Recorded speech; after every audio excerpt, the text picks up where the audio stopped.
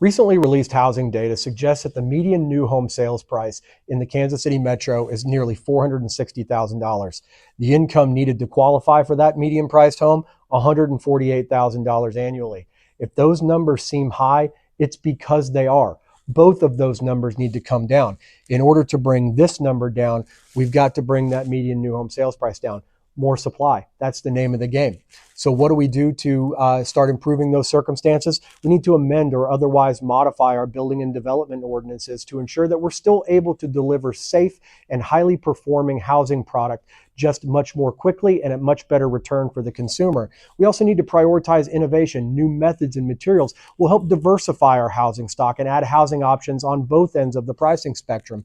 And finally, we need to streamline our approval processes to ensure that more homes can be built faster within the metro. I'm Will, and this has been Will's 1 Minute.